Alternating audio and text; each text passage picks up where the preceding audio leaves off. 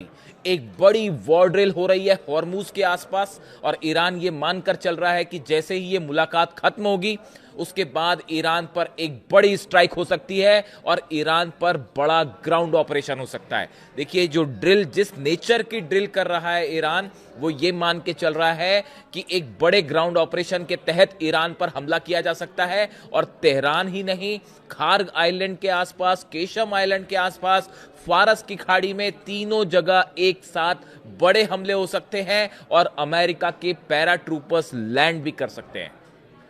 इसके लिए करारा जवाब देने की तैयारी में ईरान जुट गया है। देखिए, जो खबरें आ रही हैं उसके मुताबिक कई टारगेट्स बनाए गए हैं अलग अलग कि अमेरिका के ब्लैक हॉक हेलीकॉप्टर्स अगर अंदर घुसते हैं तो उनसे कैसा निपटा जाएगा, पैराट्रूपर्स अगर नीचे उतरते हैं तो उनको कैसे घेरना है, अगर एयर स्ट्राइक्स होती हैं तो डिफेंस सिस्टम्स कहां लगे हैं, मिसाइल लॉन्चर्स जो हैं उनको एक्टिवेट कर दिया गया है। इस तरह की तमाम खबरें हैं और ईरान की सेना की तरफ से अपनी जनता को यह बात कह दी गई है कि आप आखिरी जंग के लिए तैयार रहें। देखिए, सारे रास्ते, जितनी कोशिश ट्रंप ने की, सब फेल हो गए हैं। हमला करके देख लिया, बातचीत तरह तरह की होने लगी, तरह तरह के जो है प्रस्ताव सामने आए। मैंने आपको पहले ही कहा था किसी का कोई नतीजा नहीं पहुंचेगा और अब बात आके रुक गई है इस मुद्दे पर कि आखिरी कोशिश हो रही है चीन में और डोनाल्ड ट्रंप चीन के जरिए हॉर्मूज खुलवाने की कोशिश कर सकते हैं। देखिए, इस तरह की खबरें हैं तमाम की हॉर्मूज को लेकर जो है मार्को रूबियो और वांग यी, फॉरेन मिनिस्टर जो है चाइना के और अमेरिका के विदेश मंत्री मार्को रूबियो के बीच में एक बात हुई है। डोनाल्ड ट्रंप और जिनपिंग की मुलाकात के पहले ये बातचीत हुई जिसमें इस बात को लेकर बताया जाता है कि सहमति बनती दिख रही है कि हॉर्मूज खोला जाना चाहिए। तो हॉर्मूज खोला जाना चाहिए तो ब्लॉक कौन करके बैठा है? किसने? क्या हॉर्मूज पहले ब्लॉक था? हॉर्मूज पहले ब्लॉक नहीं था। ईरान ने कभी हॉर्मूज ब्लॉक नहीं किया। यह ब्लॉकेज तब हुआ जब अमेरिका अपनी सेना लेके हॉर्मूज में पहुंचा। जब 17 जंगी जहाज लेके डोनाल्ड ट्रंप वहां पहुंचे तब हॉर्मूज ब्लॉक हुआ। ईरान ने कभी ब्लॉकेज नहीं किया था हॉर्मूज को। और अब हालत यह है कि वहां पे 17 जहाज खड़े हुए हैं, लेकिन ईरान ने अपनी पूरी ताकत झोंक दी है कि अगर किसी तरह का भी हमला होता है तो उसका करारा जवाब दिया जाएगा। जवाब की बात सिर्फ हॉर्मूज में नहीं है। एक खबर जो कि डिफेंस एक्सपर्ट्स के बीच में तेजी से वायरल है, पेंटागन में चिंता का विषय है और तमाम जो डिफेंस, देखिए डिफेंस से जुड़ी जो खबरें आती हैं, दो तरह की खबरें आती हैं। एक खबर होती है जब कोई देश दावा करता है कि हाँ हमने इस मिसाइल का टेस्ट किया, पूरी दुनिया देखती है कि मिसाइल का टेस्ट किया, किसी हथियार का टेस्ट हुआ है, किसी तरह की डील हुई है, इस तरह की तमाम जानकारियां होती है। लेकिन एक खबरें डिफेंस जो एक्सपर्ट्स होते हैं उनके बीच में वो होती है जिसमें हथियारों का निर्माण हो रहा होता है लेकिन वो रिवील नहीं किया जाता, उसके बारे में दुनिया नहीं जानती। पिछले 24 से 48 घंटे में सबसे ज्यादा जिक्र अगर ये किसी चीज का हो रहा है तो वो है ईरान की आईसीबीएम, इंटरकॉन्टिनेंटल बैलिस्टिक मिसाइल्स। अब इसका जिक्र क्यों हो रहा है आप ये भी समझिए। मैंने अपने पिछले वीडियो में इसका हल्का सा जिक्र किया था, लेकिन ये एक अलग पूरा मुद्दा है जिस पर चर्चा होनी चाहिए और ये खासकर उस ट्रंप और जिनपिंग की मुलाकात के बीच चर्चा का मुद्दा बना हुआ है। आईआरजीसी से जुड़े कुछ सूत्रों ने इस तरह का दावा किया है कि ईरान के एक अंडरग्राउंड मिसाइल सिटी में आईसीबीएम बनाने का काम बड़ी तेजी से हो रहा है और कई आईसीबीएम के वर्जन्स तैयार हो गए। एक फिगर भी चल रहा है मीडिया में कि 500 से ज्यादा आईसीबीएम तैयार हैं। इस तरह की खबरें आ रही हैं। देखिए, ये आईसीबीएम वाली बात कब शुरू हुई? आईसीबीएम वाली बात तब शुरू होती है जब अचानक ये जो जंग हुई, इसके पहले की बात है, 12 दिन की जंग के बाद की बात है। मैंने इस पर वीडियो भी किया था। अचानक से कुछ सैटेलाइट्स ने, रडार्स ने एक प्रोजेक्टाइल को ट्रेस किया था जिसमें ईरान से एक मिसाइल फायर की गई जो कि बड़ा लंबा डिस्टेंस करते हुए, क्रॉस करते हुए रूस के साइबेरिया में जाकर गिरी थी। इस तरह का ट्रैक हुआ था। सैटेलाइट्स में कुछ इमेजेस कैच हुई थी, रडार ने, कुछ सेंसर्स ने जो है वो कैच किया कि भाई एक लॉन्ग रेंज मिसाइल फायर हुई है ईरान से जो रूस तक गई। उस समय भी इसको लेकर तमाम जगह खबरें थी कि क्या ये आईसीबीएम थी किसी तरह की, लेकिन कई दावे इस तरह के भी हुए कि क्या रूस ने ही या चाइना ने अपनी कोई मिसाइल प्रोवाइड की है। इस तरह की तमाम खबरें थी, स्पेकुलेशन थे।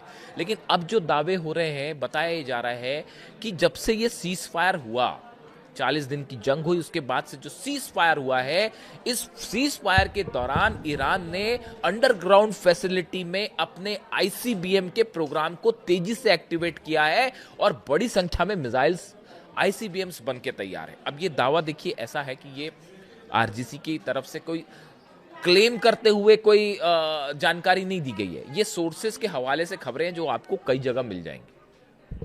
लेकिन जब भी इस तरह की कोई खबर ईरान से आती है तो पेंटागन के कान खड़े हो जाते हैं, सीआईए के कान खड़े हो जाते हैं, अमेरिका अलर्ट हो जाता है।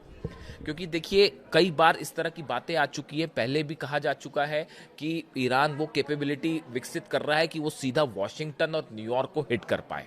इस तरह के दावे कई अमेरिकन सांसद जो हैं उन्होंने किए, कई एक्सपर्ट्स ने भी इस तरह की बातें कही। उसको लेकर उस समय ये कहा गया कि अमेरिका ईरान पर आरोप लगाने की कोशिश कर रहा है, तमाम इस तरह की बातें हैं।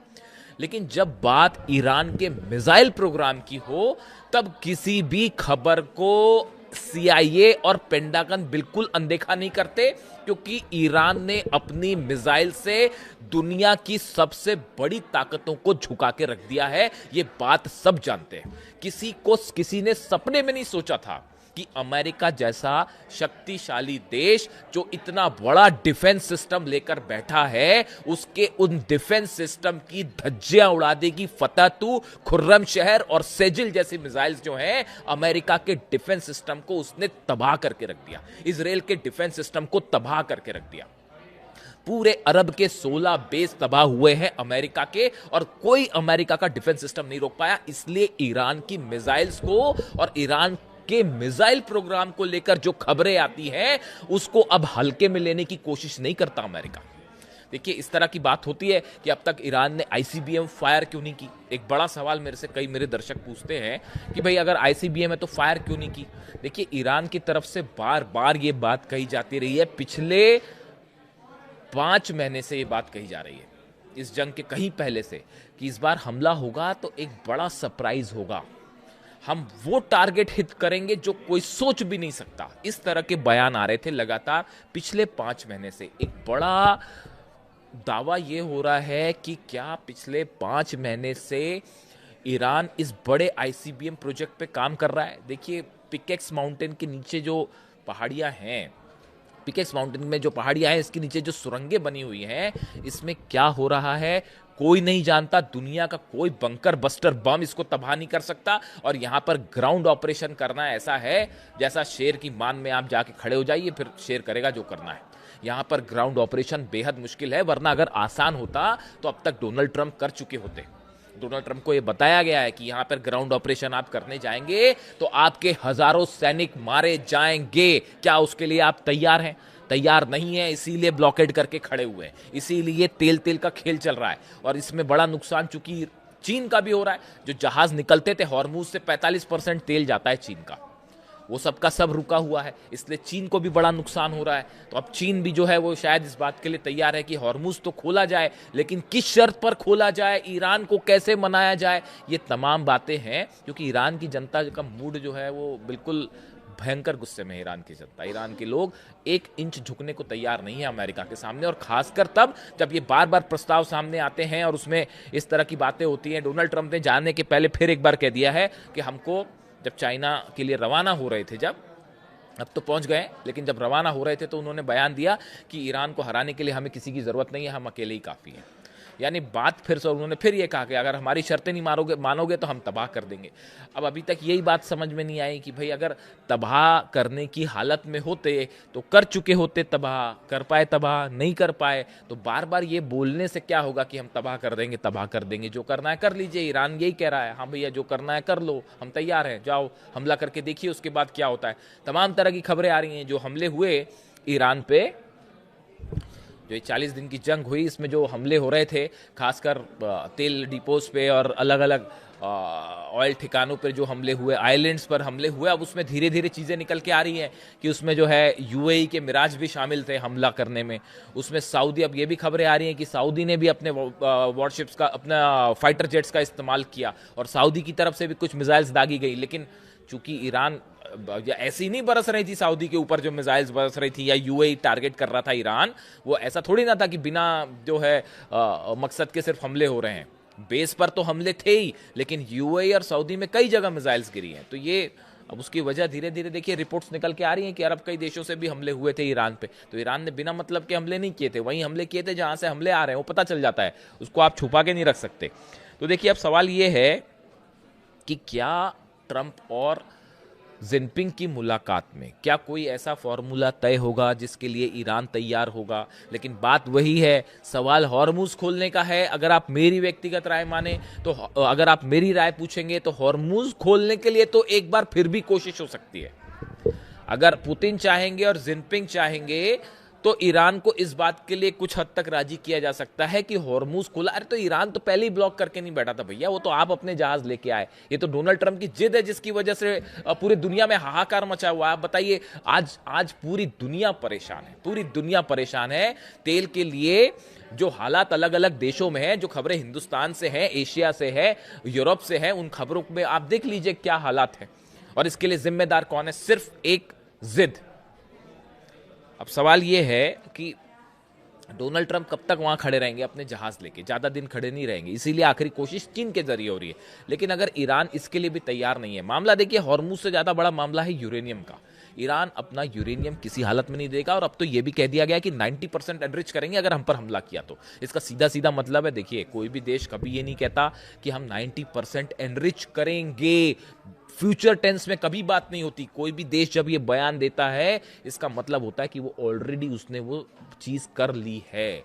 यानी मतलब मेरी समझ तो यही कहती है कि भाई अगर आप डिफेंस एक्सपर्ट के पॉइंट ऑफ व्यू से समझें तो ईरान जब ये कह रहा है कि अगर हम पे आपने हमला किया तो हम 90% एनरिच करेंगे, वो करेंगे नहीं है, वो फ्यूचर टेंस नहीं है जी, वो ऑलरेडी क्षमता हासिल हो गई होगी। इसीलिए ट्रंप अभी तक हमला नहीं कर पाए, क्योंकि वो कभी भी एटम बम में कन्वर्ट हो जाएगी। आप कभी ये नहीं पता लगा सकते कि ईरान का यूरेनियम कहाँ है, कहाँ जगह, किस किस जगह पर न्यूक्लियर। ये तो आपको पता है ना कि इस्फहान में है, फोर्दो में है, और नतांज में न्यूक्लियर प्रोग्राम है, बुशर में चल रहा है। इसके अलावा कितनी साइट्स ऐसी हैं पिकेक्स माउंटेन के नीचे जहाँ क्या क्या चीजें होंगी, कहाँ कहाँ सेंट्रीफ्यूजेस होगा, क्या आपको पता चल जाएगा? किसी को नहीं पता चल सकता, CIA को नहीं पता चल सकता, ना मोसाद को पता चल सकता। ऐसे हालात में ईरान के पास सरप्राइजेस के लिए तैयार रही है, जिसमें ICBM हो सकता है कि वॉशिंगटन न्यूयॉर्क तक की रेंज हो, और नहीं तो कम से कम जो है वो यूरोप के कई देश तो उसमें शामिल हो ही जाएंगे उस रेंज में। इस तरह की आशंकाएं हैं। यानी अब नजर है ट्रंप और जिनपिंग की मुलाकात पे, और बड़ी जंग की तैयारी में है ईरान। आप देखिए 24 घंटे के अंदर तस्वीर साफ होती दिखाई देगी। आप कमेंट करके बताइए वीडियो कैसा लगा। Thank you so much.